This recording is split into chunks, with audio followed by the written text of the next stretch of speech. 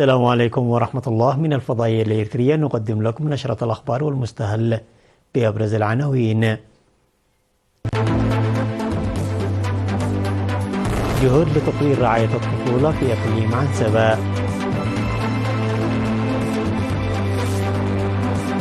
زراعة الأسماك في المياه العذبة في لوجو عنسبة.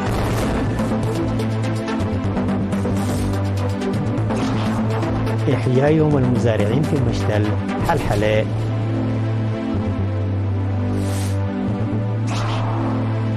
شي بينغ يدعو الصين والهند لتشجيع عالم متعدد الأقطاب. تركيا تنفذ عملية جوية ضد حزب العمال الكردستاني في سوريا والعراق. الجيشان الكوري الجنوبي والأمريكي يجريان مناورات جوية مشتركة. تبذل الجهود في إقليم عنسبة لتوعية الأمهات في رعاية الطفولة عامة ورعاية الخدج والمصابين بالأمراض الخلقية خاصة. وأوضح مسؤول قسم الأنباء الإريترية رنا أن الأطفال يحتاجون إلى رعاية واهتمام كبيرين، وقال أن العناية بالطفل تبدأ قبل الولادة، ونصح الأمهات بالتأكد من حصول جسمهم على ما يكفي من الحمض الفوليك عندما تقرر الحمل، والحرص على نظامها الغذائي وتناول الخضر. وذكر أن العامين الأوليين من نمو الطفل مهمة، ويجب على الأمهات أن يعملن بجد لغرس ثقافة أسان أطفالهن وطعامهم الأطعمة الغنية بالمغذيات. وأكد على أهمية الحياة الاجتماعية للأطفال التي تساعدهم على التعرف جيدا بمحيطهم واكتساب قدرات التواصل والتفاهم، داعيا الأمهات على طلب الرعاية الطبية على الفور، كما تساعد حمامات الشمس الأطفال على تقوية عظامهم وخروج أسنانهم في الوقت المناسب. جرت من 15 وحتى 21 من أكتوبر عملية زراعة الأسماك في 10 سدود بتعاون وزارة الثروة البحرية. وأوضح خبير زراعة الأسماك في المياه العذبة السيد سايمون ميكي زراعة نحو 6000 سمكة في السدود 10، مشيرا إلى أهميتها في الغذاء وإقامة جمعيات الصيد للاستفادة الجيدة. وذكر ممثل وزارة الثروة البحرية في المديرية السيد عبد مريم تسفى قرقيش إن العمل الجماعي ضروري لإنجاح البرنامج. وأشار السكان إلى أن البرنامج يدفع للتطور والتغيير، داعين القيام بالتوعية الغذائية.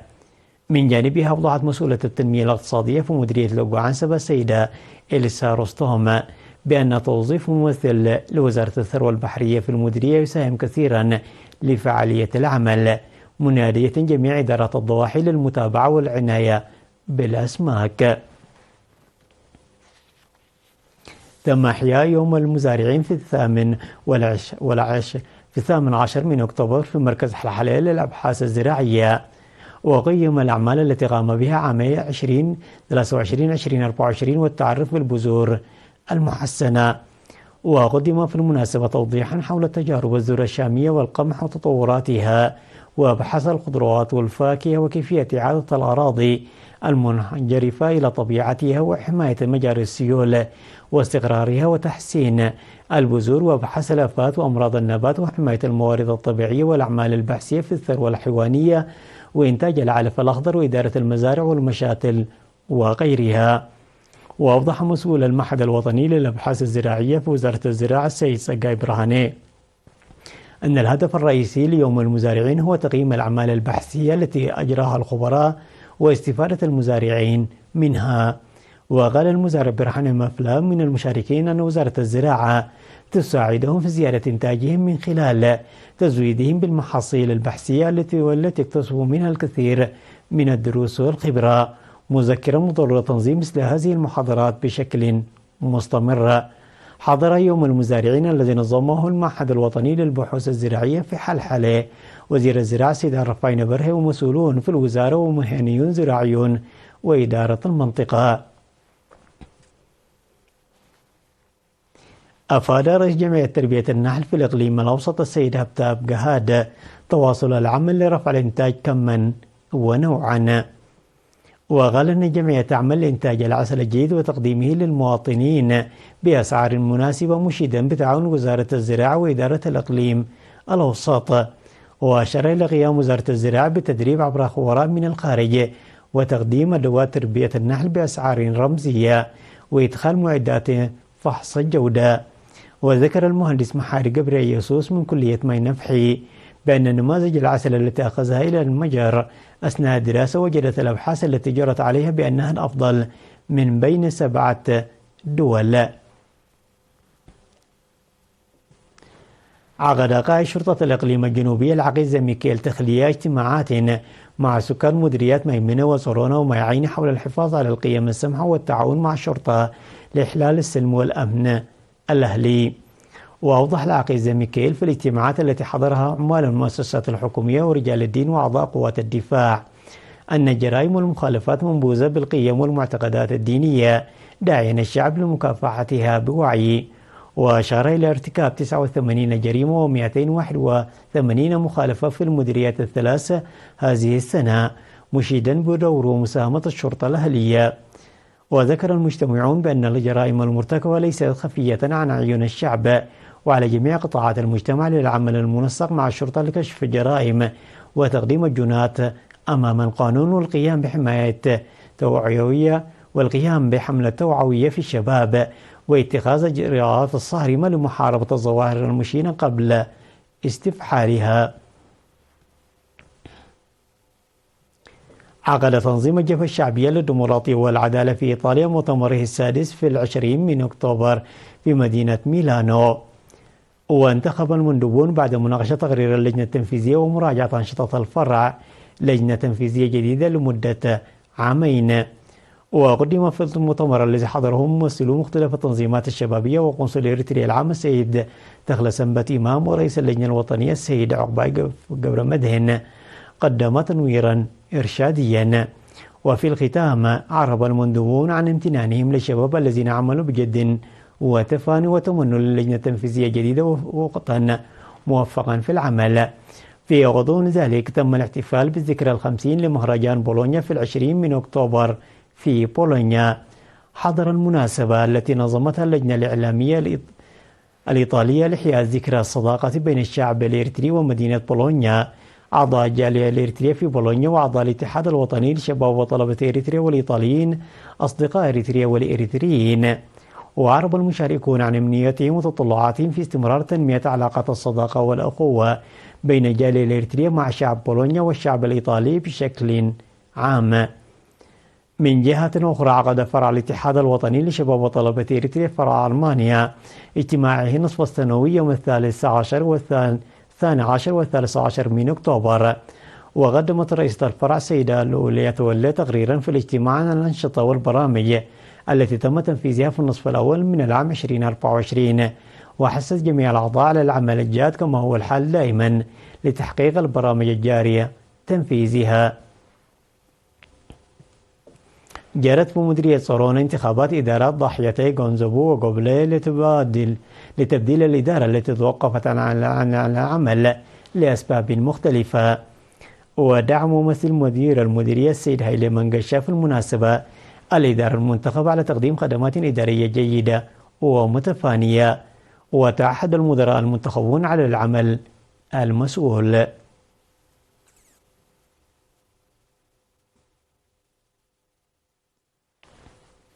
الأخبار العالمية بعد فاصل قصير، تفضلوا بالبقاء معنا.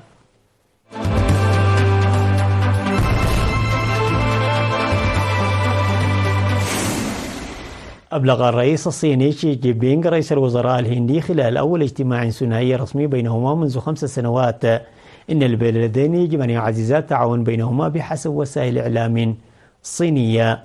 جرى اللقاء على هامش قمة بريكس في غازان بروسيا، وهو يدل على تحسن محتمل في العلاقات الدبلوماسية بعد اتفاق وقع في الآونة الأخيرة بشأن خلاف حدودي يتصل بمواجهة تعود إلى العام 2020 حسب وكالة الصحافة الفرنسية.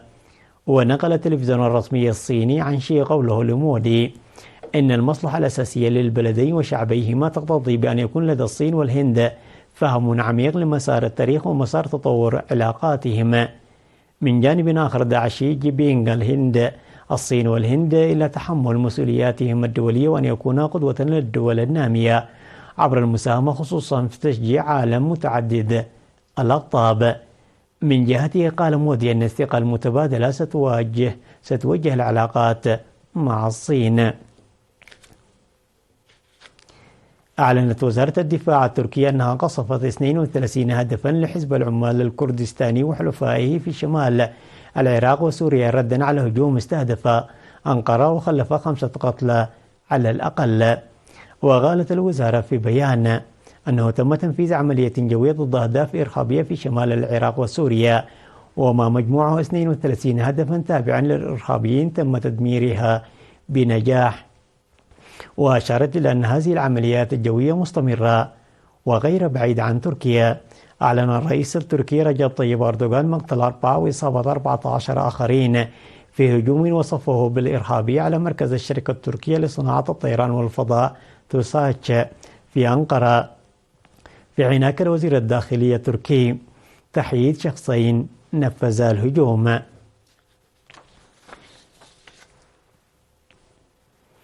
أجرت كوريا الجنوبية والولايات المتحدة تدريبات جوية مشتركة لتنوع وسائل النقل في زمن الحرب وتحسين قدرات دعم الاستدامة التشغيلية.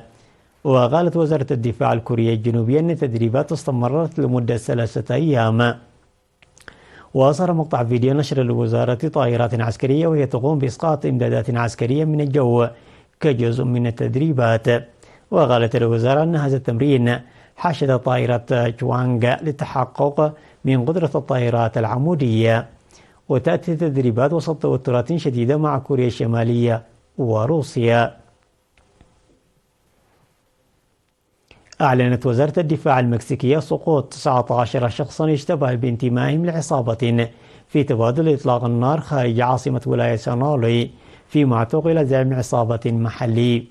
وقالت الوزارة أن الاشتباك وقع على بعد نحو 11 كيلومتر خارج كوليكان عاصمة سونولي عندما أطلقت مجموعة تضم أكثر من 30 مسلحا النار على جنود. وأضاف أن بعض المسلحين فروا من مكان الحادث بعد أن رد عملاء اتحاديون بإطلاق النار. كما صادرت السلطات 7 مركبات ونحو 30 سلاحا ناريا بما في ذلك مدافع رشاشة وذخيرة وسترات وخوازات عسكرية.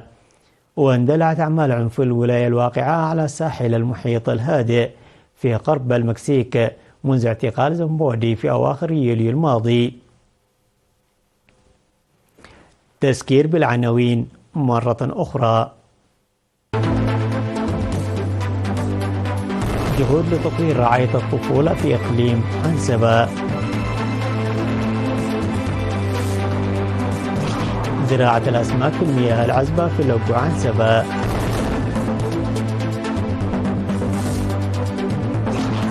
إحياء يوم المزارعين في مشتل حلحلة.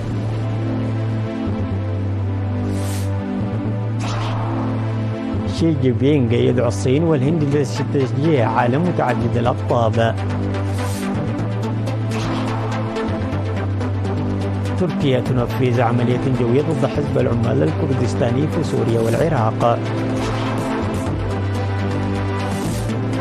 الجيشان الكوري الجنوبي والأمريكي يجريان مناورات جوية مشتركة. وصلنا إلى ختام النشرة، إلى اللقاء.